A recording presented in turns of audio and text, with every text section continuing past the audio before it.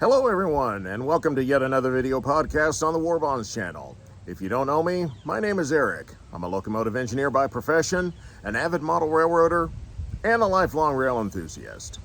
This is video podcast number 3 of a series that I'm running called Building a 1-inch Scale Santa Fe GP60M. Now, if you haven't seen the first 2 videos that I've done, and you're new to the channel, I would advise you to go back and take a look at those 2 videos. That way you'll be up to date on the content that I presented in those 2 videos and how it relates to the content that I'll present today, as well as content in subsequent videos. At the end of video podcast number 2, I spoke about possibly making video number 3 about a mock-up for the cab interior of this locomotive. However, once I started doing that, things didn't really go as I was planning, and I realized that I needed to do a little bit more research to get a little bit more accuracy in my goals. So it's kind of on the back burner, but it will be revisited in another podcast later down the road. However, I decided that in this video, I would actually talk about graphics. Now, I've actually had people ask me, well, how are you going to letter this? Or what are you going to use? Who's going to make your decals for you? And some might say this is putting the cart in front of the horse a little bit, but in everything that you do, especially a project this extensive, you have to do a lot of planning.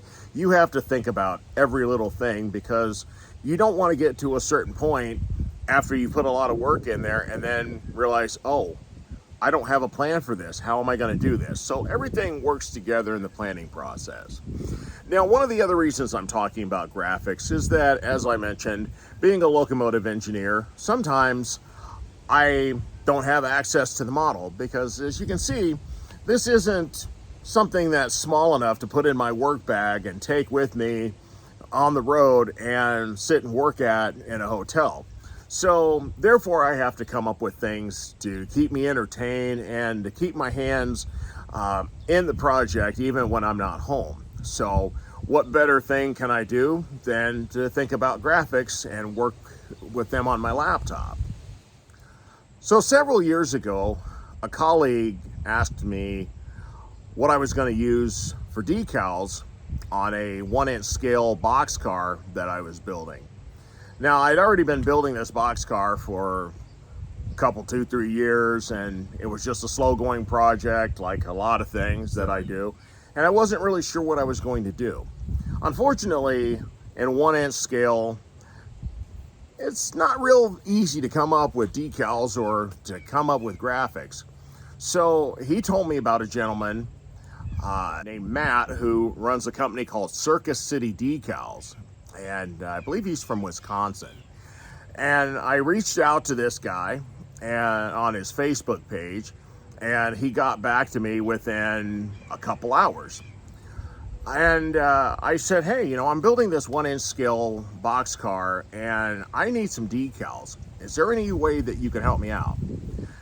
And he basically said, well, not really, because essentially what I'm doing is a lot bigger than maybe what his printers are capable of doing, since primarily his stuff is N scale, HO scale, O scale, and I have actually had him do some G scale stuff for me. But when it comes down to the 1-inch scale stuff, he said, yeah, there's just really nothing I can do for you. But then also, too, which I know now, he encouraged me to actually go for vinyl instead of water slide decals because, in all reality, there's just really no way that water slide decals would hold up to something this big, something that's going to be outside, something that's going to be exposed to a bunch of temperature differentials, as opposed to an HO scale model that's in a climate-controlled house in a basement or being hauled to a club. It's not going to be in extreme temperatures. So now I was back to square one. Now, I have known about companies that are out there that will do custom work for people that are into the larger scale ride-on type trains. However, I'm stubborn And I always try to look for the cheaper way of, can I do this myself without having to outsource my work to somebody else? So I'm always sitting and thinking or taking in different ideas when I can get them. So in comes my wife. She wanted to buy this machine called a Cricut machine. Now, I had no clue what this was at the time. So basically, a Cricut machine is essentially a printer. But as opposed to a traditional printer like an inkjet printer or a laser printer that uses ink or toner or some kind of element like that, this is basically a machine that uses vinyl, and instead of actually having a head to print something out, it actually has a blade that actually cuts out the graphics for you.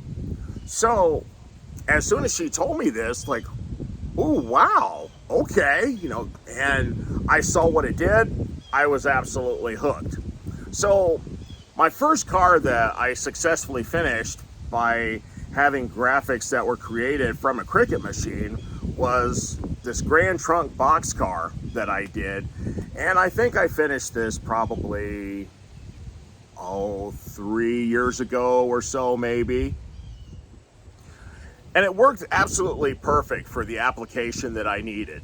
And the great thing that I loved about this is the fact that I was able to now do anything and everything that I wanted to do. The sky was the limit. I wasn't going to be limited, because before, my problem was if I was going to use a decal that was going to be printed out, well, if it's a white set of lettering that I need, well, an inkjet printer or a laser printer is not going to print out anything that I need, because you have to have a special printer in order to print out white. However, with the vinyl, which is what brings us to my current state of understanding, is that for this kind of stuff, you need the durability and the strength of vinyl in order to go onto something so big, but you also need it to be able to withstand different temperatures. So yeah, a water slide decal would just not have held up in this kind of an application. And as I also mentioned in video number 2 about how I did the walk around of this locomotive in video 1 and how hot it was, yeah, that just, it would cause that decal just to dry out, flake off, and yeah, it just wouldn't be a good thing. So definitely in this kind of application, we need vinyl. So now that you've seen how this application works, I thought, hey, this is going to be absolutely great to go on this locomotive. Well, yes and no. So here's the yes. Yes, it's going to work because the vinyl is going to be a durable material in order to handle extreme temperatures and be able to stick strongly to the model. However, while I can do that with some parts, some things that I can actually stick on there, there's other things that don't work as well. Okay, so when we put the Santa Fe style, billboard style lettering on the side of the locomotive, okay, yeah, it's perfect, it would work, except for the problem that the Santa Fe lettering is going to be big enough that it's going to run into areas where you have a door latch, or it's going to go across areas where I'm going to have door hinges. Now, even though the doors are actually, and all that detail on the side of the long hood is just engraved in there, but still, we're going to have the problem of that vinyl laying over some of those details. So when it comes to this model, well, how are we even going to begin with anything? What are we going to do for the graphics? That comes back to square one, especially since we've established that there are some things that vinyl just won't adhere over. So what I ended up deciding is that I needed to probably paint some of the lettering onto this locomotive.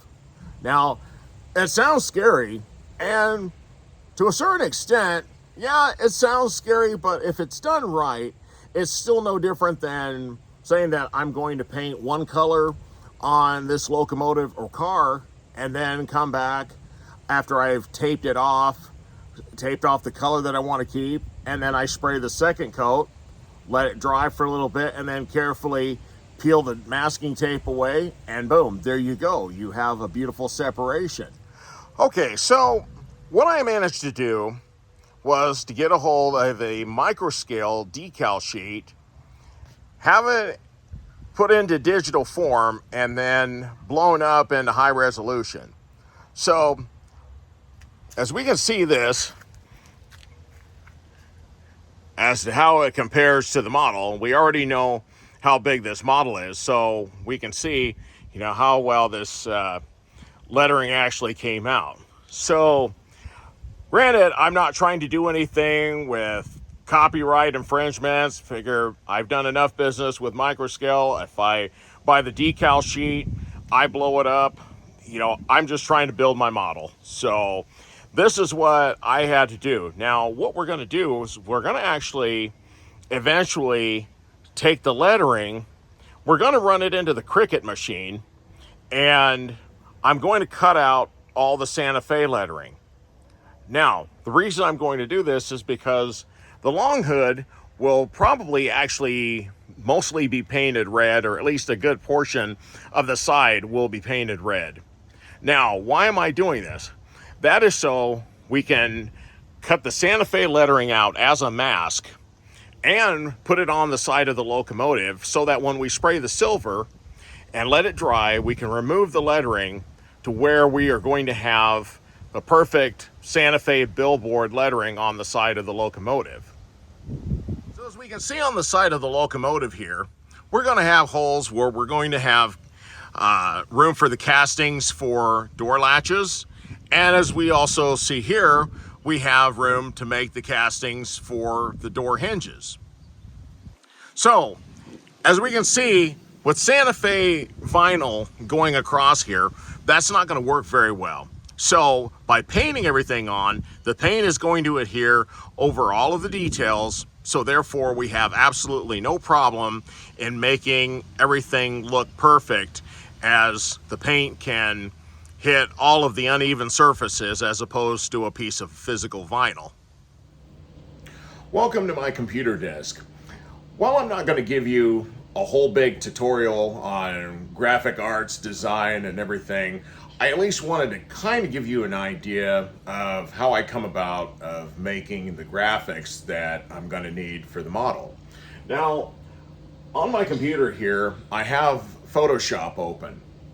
And the Santa Fe lettering that you see there is lettering that I cropped from the decal sheet, the digital decal sheet that I had. Okay, so I'm going to show you as best as I can, kind of give you the crash course per se of what I do here. So we start out with the Santa Fe lettering that was in Photoshop, and that was just to isolate the graphics that I want. So I'm going to drop this down here because it had been previously saved into a special folder that I made. But we're going to open up the Cricut app. Now, like I said, there's a lot of things that I've already done, but to keep this short and simple, just to kind of give you the bare bones idea of what I do, that's what we're just going to touch on, some of the finer points. But what I had done is I put that same lettering into the machine. Okay, so we brought up the Santa Fe lettering now. I had already edited the file and everything I wanted, so I cleaned it up and it's what I want it to be. So now we go over here to make it, and like I said, there's a lot of things that go into doing this, and there are some pretty good videos out there that give you an idea of how these things are done. Okay, so I've actually moved over to my wife's desk here because this is where the Cricut machine is. So I've taken a mat board here, and just for the sake of the demonstration here, normally I would use a whole solid sheet here, but just for the sake of demonstration, I actually had two smaller sheets of vinyl that I was using. So what we're going to do is going to feed it into the machine here, and my daughter's going to actually give me a little hand on this here.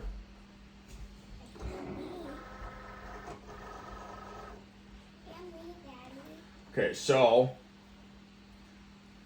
let's see, we're going to set everything up here. We've got our paper fed into the machine.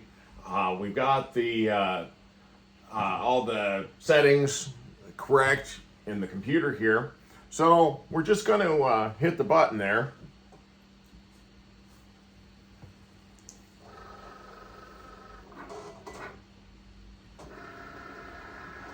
Okay, all right, it starts feeding into the machine.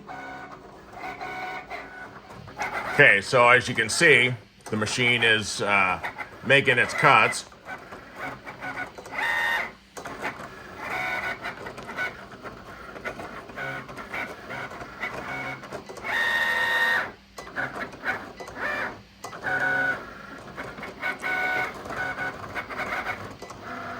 It's 82%.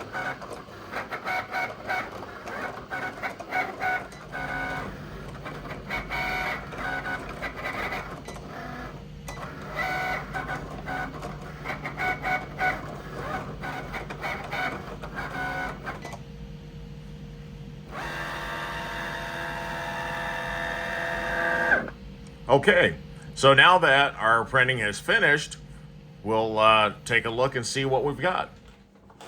Okay, so now that we've got the cuts made here, as you look at the sheet here, like, well, it doesn't look like it did anything, but it did. So watch the magic. Okay, so no, go right there.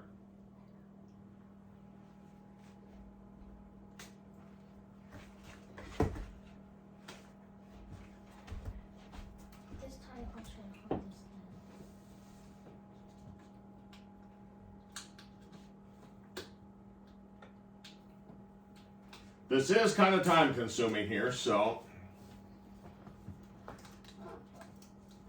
Okay, there we go. Now we finally get this started here. Can I do that? This is the part I messed up last time. Okay, so.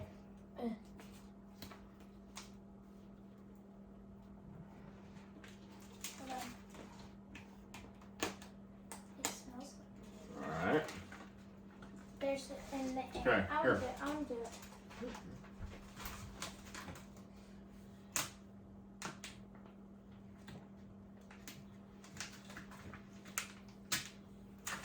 All right.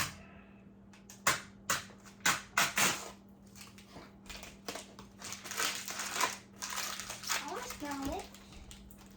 Okay, Ew. we're just gonna keep pulling here.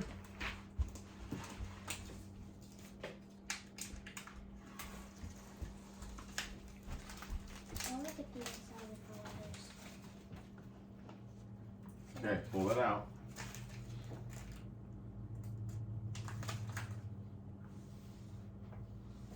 That's a deputy.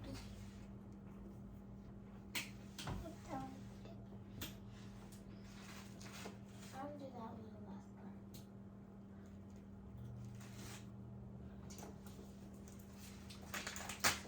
part. Okay. And there we are with the actual Santa Fe lettering. Now, as I said before, using this is not going to be productive because of the fact that there are door latches, there are hinges, and other details that this vinyl is not going to adhere on. However, this is what we're going to use when it comes to masking off to actually paint the lettering on the side of the locomotive.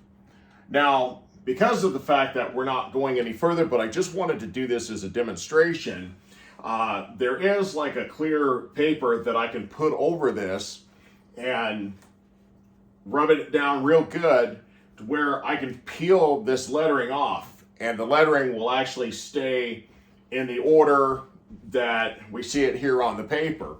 And this is what I'm actually going to place on the side of the locomotive when that time comes in order to tape it off. So I don't have to worry about taking every individual letter and trying to make sure that everything is, height-wise is set or space-wise.